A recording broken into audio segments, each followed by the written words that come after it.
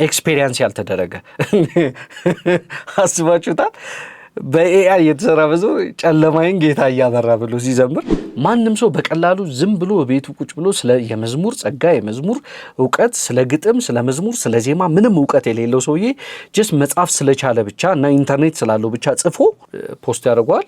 እኛ ደግሞ በሱ ልክ እንደ መዝሙር ቁጭ ብለን እኔ እፈራለሁ ቸርች ውስጥ በኤአይ የተሰሩ መዝሙሮች እንዳይዘመሩ የሆነ ቀን ቸርች ውስጥ እንዳናገኝ እንደዚህ ብለን በኤአይ የተሰራና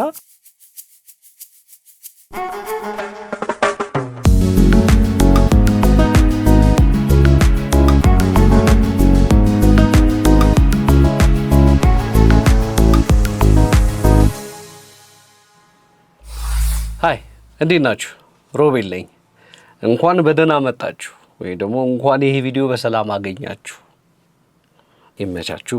ዛሬ በኤአይ ስለሚሰሩ ወይም ደግሞ ስለተሰሩ የመንፈሳዊ መዝሙሮች እሺ ብቻ መዝሙሮች ነው የምናወራው። ይህን ጥያቄ ልጠይቃችሁና ኮመንት ላይ መልሳችሁን ልወቅ። በኤአይ የተሰሩ መዝሙሮችን ስትሰሙ ምንድን ነው የሚሰማችሁ? እኔ የሚሰማኝን ስሜት ግን ልንገራችሁ። እስከ ለተሞቴ ድረስ በኤአይ የሚሰሩ መዝሙሮችን እጾማለሁ። ተቃዋሚ ነኝ፣ አልሰማም። ዋነኛ ቀንደኛ ተቃዋሚ ነኝ። በኤአይ የሚሰሩ መዝሙሮች ላይ ተቃዋሚ ነኝ። እጾማለሁ፣ አልሰማም። እንደዚህ አይነት ሙዚቃ እንደዚህ መዝሙር አልሰማም። ትክክል ነው ብዬ አላስብም። ትክክልም አይደለም። ለምን እንደሆነ ግን ልንገራችሁ። ለምን ትክክል አይደለም እንደምል ልንገራችሁና የኔ ሐሳብ ካሳመናችሁ እንደኔ አስቡ፣ እንደኔ ጾሙ። እሺ ልንገራችሁ ሐሳቤን። በመጀመሪያ ደረጃ በኤአይ የተሰሩ መዝሙሮች አይደለ ሐሳባችን አሁን የምናወራበት። መዝሙር ሲጀመር መዝሙር ምንድን ነው የሚለውን አንዴ ባጭሩ እናወራና ከዛ በኋላ ስለ በኤአይ ስለተሰሩ መዝሙሮች ደግሞ እናወራለን። አንድን ግጥምና ዜማ ይሄ መዝሙር ነው የምንለው ምን ነገሮችን ሲያካትት ነው? አንደኛ መነሻው ከመጽሐፍ ቅዱስ መሆን አለበት፣ ወይም ደግሞ መጽሐፍ ቅዱስ የሚያስተምረውን አይነት አስተምህሮ መከተል አለበት። ከመጽሐፍ ቅዱስ ጋር የሚቃረን አይነት ግጥም፣ የሚቃረን አይነት ሐሳብ ካለው መዝሙር ሊሆን አይችልም። አንድ ሁለተኛ የሚሰራበት ዓላማ ምንድን ነው? የሚዘምረው ሰውዬ ምንድን ነው ዓላማው? እግዚአብሔር ለማምለክ ነው? ሰዎችን ለመምከር ነው? ሰዎችን ለማነጽ ነው? ለማስተማር ነው? የእግዚአብሔርን ሐሳብ ለመናገር ነው ዓላማው። ሌላ ደግሞ ኮንተንቱ ደግሞ ምንድን ነው የሚያስተምረው? የእግዚአብሔርን ቃል የያዘ ነው ወይ? የእግዚአብሔርን ፈቃድ የያዘ ነው ወይ? እነዚህ ነገሮች ማካተት አለበት። ሌላው ምንጩ መነሻው እግዚአብሔር ወይም ደግሞ መንፈስ ቅዱስ ወይም ደግሞ መንፈሳዊ መሆን አለበት። ከመንፈሳዊው አካል ከመንፈስ ቅዱስ መውጣት አለበት። መነሻው እሱ መሆን አለበት። መነሻው መንፈስ ቅዱስ ካልሆነ፣ መነሻው ከእግዚአብሔር ካልሆነ ወርሺፕም ይሁን ምክርም ይሁን ለሰዎችም ይሁን ስለ እግዚአብሔር ዓላማ መግለጥም ይሁን ምንም ይሁን ብቻ ኮንተንቱ እንደ እግዚአብሔር ቃልም ይሁን ኮንተንቱ ግን መነሻው ከመንፈስ ቅዱስ ካልሆነ፣ ምንጩ ከመንፈስ ቅዱስ ካልሆነ እኔ በግሌ መዝሙር ነው ለማለትም ይከብደኛል። መዝሙርም ነው አልልም። ግጥምና ዜማ ነው። ግጥምና ዜማ ያስኬዳል። እንደ መዝሙር ግን አስበው ኮንሲደር አድርጎ ለመስማት ግን ይከብዳል። ሌሎች ተጨማሪ ትምህርቶችም ሊኖሩ ይችላሉ። እኔ ባለኝ እይታ ይሄ ነው። የኔ ኮንተንት የሚመቻችሁ በቃ ደስ የሚላችሁ ይጠቅመናል የምትሉ ወይም ደግሞ ይመቸኛል የምትሉ ሰዎች እባካችሁ ሰብስክራይብ አድርጉ፣ ሼር አድርጉ። እንዲያዩት ለምትፈልጉት ሰዎች ሼር አድርጉላቸው። ሐሳባችሁን ንገሩኝ፣ ጻፉልኝ ኮመንት ላይ። ትክክል ነው፣ ትክክል አይደለም፣ እንደዚህ ብታረግ የምትሉ የትኛውንም ሐሳባችሁን ኮመንት ላይ ጻፉልኝ። ላይክ አድርጉ፣ ሼር አድርጉልኝ፣ ሰብስክራይብ አድርጉልኝ። አመሰግናለሁ። ይመቻችሁ።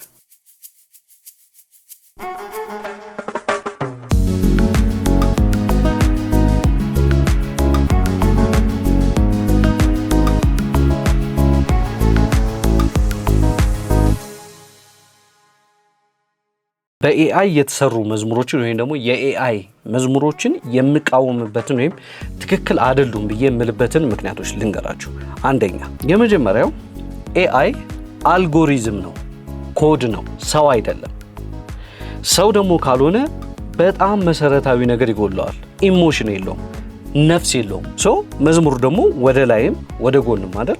ስለዚህ ወደ ላይ እግዚአብሔርን ስናመልክበት በዛ መዝሙር ወይ ደግሞ እግዚአብሔርን ስናመሰግንበት ስንጠይቅበት ሊሆን ይችላል ስንለምንበት ሊሆን ይችላል ፈቃዱን ምንም ይሁን ብቻ ከእግዚአብሔር ጋር ባለን ግንኙነት ኢሞሽን ከሌለው መገዛት ከሌለው ፈቃድ ከሌለው ሐሳብ ከሌለው ከሰው ጋርም ደግሞ ኮኔክት ለማድረግ ኢሞሽን ከሌለው ምንም ጥቅም የለውም። ሁለተኛ ኤአይ የህይወት በመኖር የመጣ ኤክስፔሪየንስ የለውም። የህይወት ኤክስፔሪየንስ የለውም። ያልተኖረ መዝሙር ያልተኖረ ግጥም ደግሞ ወይም ደግሞ በህይወት ውስጥ ያላለፈ ግጥም በህይወት ውስጥ ያላለፈ ምንድነው ስሙ ሐሳብ አይዲያ ሰውንም ይለውጣል ሰውን ላይም ተጽዕኖ ይፈጥራል ብዬ አላምንም። ኤክስፔሪየንስ ያልተደረገ አስባችሁታል? በኤአይ የተሰራ ብዙ ጨለማዬን ጌታ እያበራ ብሎ ሲዘምር የትኛው ጨለማ ነው ማለት ፓወር ጠፍቶ ሲመጣ ጨለማዬን ካላለ በስተቀር አስቡት። እግዚአብሔር ታማኝ ነው እያለ ሲዘምር ፈቃድ ይሁን በህይወቴ እያለ ሲዘምር ማደሪያዎችህ እያለ ኤአይ ሲዘምር እንደማለት ነው። በህይወቴ ላይ ረዳኸኝ ከዛ ከጨለማ ከድቅድቅ ከዛ አወጣኸኝ እኔ አንተን አመልክሃለሁ ክብርህን አይቻለሁ ብሎ ሲል ማለት ነው። ኤክስፔሪየንስ አልተደረገም። ፓስተር ተስፋዬ ጋቢሶ ባለፍኩበት መንገድ ብሎ ሲዘምር መንገድ አሳልፎ ነው በህይወቱ ኤክስፔሪየንስ ኖሮት ነው እንጂ ዳጊ ሲሰማ ፉከራው ምናምን ሲል የሆነ ወሬ ሁኔታ ምናምን ጮሆበት ፎክሮበት በህይወቱ የሆነ ጊዜ ላይ ተጨንቆ ነው እንጂ ዝም ብሎ ኤክስፔሪየንስ ያደረገው አምጥቶት አይደለም። ኤአይን አስቡት ሲሰማ ፉከራው ብሎ ማን ነው? ኤኒዌይስ በዚህ በሁለተኛው ምክንያትም አልቀበልም ኤአይ። ሶስተኛ ኤአይ ማምለክ አይችልም፣ ወርሺፕ ማድረግ አይችልም። የወርሺፕ ዜማና ግጥም መስጠት ይችላል። ያበደ ዜማ መስራት ይችላል። ያበደ ግጥም መስራት ይችላል። የሚገርም ሙዚቃ ፕሮዲዩስ ማድረግ ይችላል ኤአይ። አመልካለሁ እያለ የሌሊን አመልካለሁ የሚለው መዝሙር እንደ አዲስ የሚሆነ በራሱም ይሁን ስለ አምልኮ ያበደ ኮንተንት መስራት ይችላል ኤአይ። በጣም ጽድት ያለ ማለት ነው። በጣም በተለይ ዜማና ሙዚቃው በጣም ያበደ መስራት ይችላል ኤአይ። ነገር ግን ህይወት የለውም ውስጡ። ምክንያቱም አምልኮ እኔ እስከማውቀው ድረስ አምልኮ ትክክለኛ አምልኮ የሆነ ነገርን ሳክሪፋይ ማድረግን ሳክሪፊኬሽን እንግሊዘኛው ትክክል ነኝ ወይ? አዎ ትክክል ነኝ። ሳክሪፊኬሽንን ይጠይቃል። እሱን ያካተተ ነው። ወይ ደግሞ እውነተኛ አምልኮ ማለት የሆነ ነገርን መተው የምንወደው ነው የሚጠቅመንን ብለን የምናስበውን ነገር መተውን ስለሚያካትት አምልኮ ማለት ነው። ጀለስ ደግሞ አይመስለኝም የሚተው አይመስለኝ። መነሻው ኢቭን ሰው ቢሰጠውም ትክክል ነው ብዬ አላምንም። አራተኛ ጄኒዩን አይደለም። የኤአይ የመዝሙር ኮንተንቶች ጄኒዩን አይደለም ማለት እውነተኛ አይደለም። ይኸውላችሁ ለምሳሌ አሁን በማስታወቂያው ዓለም ይሄ ክሬቲቭ ዓለም ላይ ማለት ብቻ ማስታወቂያ አድቨርታይዚንግ ዓለም ላይ ኮሜርሻሉ ላይ አንዳንድ ፕሮዳክቶችን ስናስተዋውቅ ወይ ደግሞ ስታስተዋውቁ ትክክለኛ መልካቸውን ትክክለኛ ነገራቸውን ይዛቸው አይደለም። ምክንያቱም ለምሳሌ አንድ ጊዜ የተሳተፍኩበትን ፕሮጀክት ልንገራችሁ። ኮካ የምናውቀው ኮካ አይደል? ኮካ ልንቀርጽ ኮካና ፋንታን ልንቀርጽ ፎቶግራፊ ነበረ። እሱም ፎቶግራፊ ልንሰራ በቃ ተዘጋጅተን ምናምን ላይት ሴትአፕ አድርገን የፕሮዳክት ፎቶግራፊ ነውና ላይት ሴትአፕ አድርገን ካሜራችን አስተካክለን ፕሮዳክቱ መጣ፣ ተወለወለ፣ ጽድት አለ። በቃ የኮካ አዶች አሉ አይደል? እነሱ አዶች እንዲመጡ ማለት ነው ተደረገና ልክ ምንድነው ስሙ ስንቀርጽ ግን ኮካው ራሱን አይደለም የቀረጽ ነው። ራሱ ፈሳሹን ኮካውን አይደለም የቀረጽ ነው። ይሄ ራሱ እንደመጣ ከፋብሪካ እንደመጣ ያለውን ኮካ አይደለም የቀረጽ ነው። በጣም አቀጠን ነው። በውሃ በጣም ቀጠነ፣ በጣም ማለት ነው። እና በአይን ስታዩት ምንድነው ጆሊ ጁስ ኦፖፕ ነው እሱ ነው የሚመስለው ቀጥሎ ማለት ነው። ሶ ኮካ ይሄ ኮካ የምታዩት ኮካ ልክ እንዳለ ከፍሪጅ እንደወጣ ራሱን ቀጥታ ወስዳችሁ ምንም ላይቲንግ አድርጋችሁ ብታነሱት ይጠቁራል፣ ጥቁር ነው የሚሆነው። ትክክለኛ ሌሎች ቴክኒኮች አሉ እንደዛ እንዲመጣ የሚያደርገው ኦሪጂናሊ ግን በጣም ኢዚው ወይ እና የምትፈልጉትን ባላንስ የከለር ባላንስ እንዲመጣላችሁ የሚያደርገው ይሄ ወይ ነውና አቅጥነን ውሃ አድርገንበት በደንብ ቀጥኖ እኛ ስናየው በጣም ነው የሚያስጠላው። ማለት በቃ የለመድነው ኮካ አይደለም፣ ይሄ ጠቆር ያለው ኮካ አይደለም። በጣም ይሄ ስስ ሆኗል። ላይት አድርገን ምናምን ግን ልክ ስናነሳው ሲቀረጽ ግን በትክክል በአካል ወደምናውቀው ከለር መጣ። ሶ ምን ልላችሁ ነው እንዳለ ብንቀርጸው ኖሮ በጣም ስለሚጠቁር የባሰ የከሰል ማስታወቂያ ነበር የምንሰራው። ሶ ምንድነው ሐሳቤ ራሳቸውን አይደለም የሚቀረጹት፣ ጄኒዩን አይደሉም ሲቀረጹ። የምታያቸው ማስታወቂያ ላይ የምታያቸው ነገሮች ጄኒዩን አይደሉም። በርገር ለምሳሌ የበርገር አዶችን ካያቸዋቸው በተለይ ፎቶግራፊዎቹና ይሄ ሰው የሌለበትን ሰው የሚበላው የሌለበት ማስታወቂያዎች ላይ በብዛት ፕሮዳክት ሾቶቹ ላይ በብዛት በርገሩ ዘይት ይቀባል፣ ስፖንጅ ሊሆን ይችላል፣ ፕላስቲክ ሊሆን ይችላል። የምታዩት እዛ ላይ አብዛኛው ነገር ጄኒዩን አይደለም። ሲታይ ግን ፐርፌክት እንዲሆን ግን ለማየት ግን እንዲያምር በጣም ብዙ አርቲፊሻል ነገሮች ይጨመሩበታል። ሲታይ ስላላሸተት ነው በሽታ ኮሙኒኬት ስለማናደርገው በአይን ብቻ ስለሆነ በጣም ያጓጓናል። ስናየው በጣም ያምራል፣ ለመብላት በቃ ያበደ ይመስለናል። ነገር ግን ሲሰራ ግን የፕሮዳክሽኑ ፕሮሰስ ግን ፌክ ነው። ሶ እዛ ላይ የሚጠቀሙት ፕላስቲክ ሊሆን ይችላል፣ ስፖንጅ ሊሆን ይችላል፣ ኖርማል ዘይት ሊሆን ይችላል፣ ለሚቀቡት ውሃ ያፈሰሱበት ሊሆን ይችላል ምናምን። አይውት ይሄ ትክክለኛው መልክ በአይን ያማረ መልክ ይዞ እንዲመጣ ወይም ደግሞ ያማረ እንዲሆንልን እንዲመስለን ወይም ደግሞ ያማረ ሆኖ እንዲታይ ብዙ ያለፋቸው ፌክ ፕሮሰሶች አሉ። ሶ ጄኒዩን አይደለም። በርገሩን ብታገኙ ከቀረጻ በኋላ በርገሩን ብታገኙት አትበሉት። ፎቶውን ስታዩት ግን ያበደ ነው። በርገር ለመብላት ያጓጓቻል። በርገር ነው ትላላችሁ። ምን ማለት ነው? በኤአይ የተሰራን መዝሙር መስማት ፌክ በርገር እንደመብላት ነው። በቃ ስፖንጅ እንደመግመጥ እንደማለት ነው። እና በጣም ነው የሚደብረው ሲታይ። ወይም ደግሞ አሁን በኤአይ በጣም ነው የሚያምረው። ፒቹ በጣም ፐርፌክት ነው። ሙዚቃው በጣም ያምራል። ዜማው፣ ከርቮቹ፣ ዳይናሚክሱ፣ ቫይብራቶ በሉት በቃ ቮካል ቴክኒኩ ምናምን ሃርመኒው በጣም ነው የሚያምረው። ሙዚቃው በጣም ነው ከአንዳንድ ኦሪጂናል መዝሙሮች ይልቅ ድጋሚ በኤአይ የተሰሩት መዝሙሮች በጣም ያምራሉ። ለጆሮአችን ያምራሉ ለመስማት ብቻ ግን ምንም ኢሞሽናልም ኮኔክሽን የላቸውም። ደስ የማይሉ እኔ አንዳንድ ኤኒዌይስ እንደዛ ካልኩ የሆኑ ሰዎችን ልጠቀስ ነው። እነሱ መጥቀስ አልፈልግም። ግን ባጭሩ የኔን ሳይድ ብቻ ስናገር ትክክል ነው ብዬ ግን አላምንም። በእነሱ መጸለይም በእነሱ ማምለክም በእነሱ ምናምን ማለትም ግን ትክክል ነው ብዬ አላስብም። መነሻው ትክክል ምንጩ ጄኒዩን ስላልሆነ ማለት ነው። አምስተኛ ምንም አይነት ሂውማን ኤሌመንት የለውም። በቃ ሂውማን ኤሌመንት ያለው ምንድነው? ፕሮምፕቱን የሚጽፍለት ሰውዬ እንዲህ ያርገ ይሄን ግጥም እንደዚህ አስገብተ እንደዚያን ሙዚቃ ነው የምፈልገው እንደዚህ ከሚለው ከሰውየው በስተቀር ምንም ሂውማን ኤሌመንት የለውም ከዛ ነገር ውጪ ማለት ነው።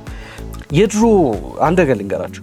የድሮ ዘፈንም ይሁን የድሮ መዝሙር የድሮ መዝሙር እንኳን በባንድ በብዛት አይሰራም ነበር። ግን በባንድ የሚሰሩ ሙዚቃዎች የበለጠ ስቱዲዮ ብቻ በአንድ ሰው ብቻ ከሚሰሩ ሙዚቃዎች በጣም በቃ የሚያምሩት በጣም የሆነ ኢሞሽናሊ በጣም ኮኔክት የምናደርገው ለምንድነው ታውቃላችሁ? ወይ አቢ ልክፈትልህ? እሺ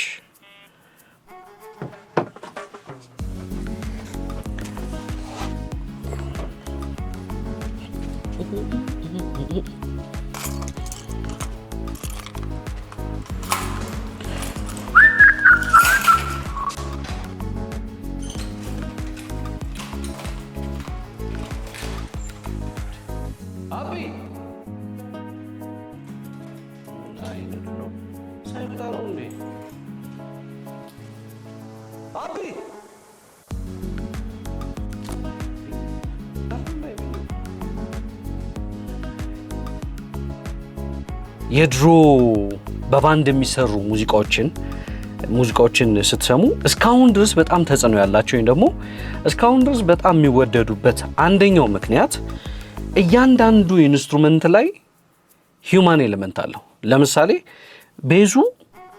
ቤዝ ላይኑ ቤዚስት አለው፣ ጊታር ላይም ጊታሪስት ነው፣ ሪል ነው የሚጮቱት። ኪቦርዲስቱም እንደዛ፣ ቮካሊስቱ እንደዛ፣ ድራመሩም እንደዛ። አንድ ሰው ብቻ ድራሙንም ኪቦርዱንም ጊታሩንም ቤዙንም ሊዱንም ፒያኖንም ሁሉንም ነገር አንድ ሰው ብቻ አይደለም የሚሰራው። ሂውማን ኤሌመንት ስለሌለው በኤአይ የሚሰራ መዝሙር ከዚህ ፕሮምፕቱን ከሚጽፍለት ሰውዬ በስተቀር ምንም አይነት ሂውማን ኤሌመንት ስለሌለው ዘማሪው የሚዘምረው ሰውዬ ራሱ እኮ ኤአይ ነው።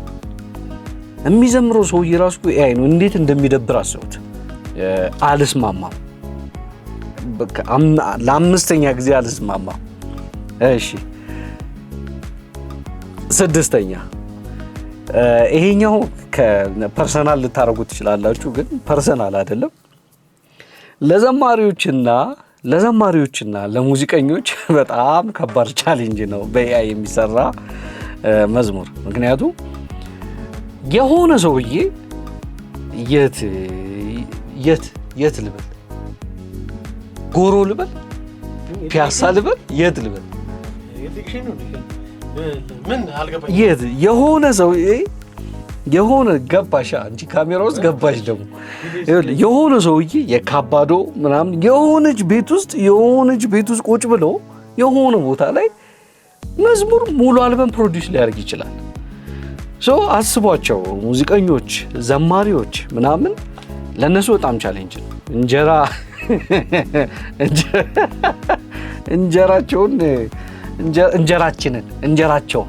እንጀራቸውን አትንኩ እናንተ በኤአይ የምትሰሩ ሰዎች። ለነዚህ በህይወት ላሉት ሰዎች በጣም ቻሌንጅ ነው፣ ለነሱ ማለት ነው። ቻሌንጅ ይፈጥራል። ማንም ሰው በቀላሉ ዝም ብሎ በቤቱ ቁጭ ብሎ ስለ የመዝሙር ጸጋ፣ የመዝሙር እውቀት፣ ስለ ግጥም፣ ስለ መዝሙር፣ ስለ ዜማ ምንም እውቀት የሌለው ሰውዬ ጀስት መጻፍ ስለቻለ ብቻ እና ኢንተርኔት ስላለው ብቻ ጽፎ ፖስት ያደርገዋል። እኛ ደግሞ በሱ ልክ እንደ መዝሙር ቁጭ ብለን እኔ እፈራለሁ ቸርች ውስጥ በኤአይ የተሰሩ መዝሙሮች እንዳይዘመሩ። እኔ እፈራለሁ እሱ እውነት ለመናገር የሆነ ቀን ቸርች ውስጥ እንዳናገኝ እንደዚህ ብለን በኤአይ የተሰራና በኤአይ የሰራው ሰውዬ ቁጭ ብሎ እንደዚህ የሚታዘበን ይመስለኛል። በእነዚህ በ6 ምክንያቶች እኔ በኤአይ የሚሰሩ መዝሙሮችን እጾማለሁ፣ እቃወማለሁ። የኔ ምክንያቶች ካሳመናችሁ እናንተም ባትሰሙ እመክራለሁ። ባትሰሙ ደስ ይለኛል። ጭራሽ ባትቃወሙ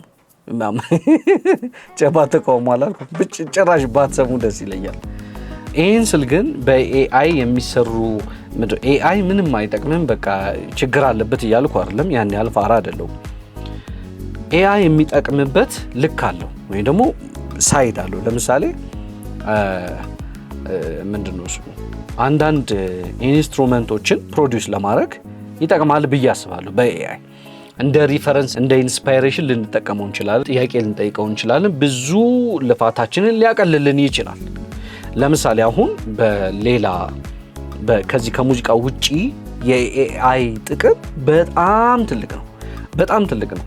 ለምሳሌ ስክሪፕት ሊጽፍላችሁ ይችላል፣ ያቀላል። በተለይ ከሙዚቃ ውጪ ባለው ነገር በአብዛኛው ነገር ኮንተንት ክሬት ለማድረግ ይሁን ለብዙ ነገር በኤአይ መስራት ይጠቅማል። በኤአይ ሙዚቃ መስራትን በሆነ ወይ ለምሳሌ አንዳንድ በአቅምም ይሁን በብዙ መንገድ መድረስ መንካት የማንችላቸውን ኢንስትሩመንቶች የሚሆን አጫዋወት የሚሆን አንዳንድ ነገሮችን እነሱን ያቀርብልናል። በኤአይ ፕሮዲውስ ማድረግ እንችላለን። ለምሳሌ የሃርመኒ ለመስራት በደንብ ኮንስትራክት አድርጎ ሰጥቶን እሱን በትክክለኛ ቮካሊስቶች ማሰራት ጥሩ ነው ብዬ አስባለሁ። የበለጠ ፐርፌክት ስለሚያደርግ ማለት ነው። ኮርድ ምንድነው ፕሮግሬሽን ለመስራት፣ ኮምፖዚሽን ለመስራት፣ ፕሮዲውስ ለማድረግ የሳውንድ ቴክኒኮችን ለመማርና ለማየት ኤአይ ይጠቅማል ብዬ አስባለሁ። ከሱ ውጪ ግን በኤአይ መዝሙር ግጥምና ዜማ አይሆን እና በኤአይ የኤአይ መዝሙር እየሰራችሁ ሰውን የምታጸልዩ፣ የምታስመልኩ፣ የምታዘምሩ ሰዎች እባካችሁ አቁሙ እላለሁ። አመሰግናለሁ። ይመቻችሁ።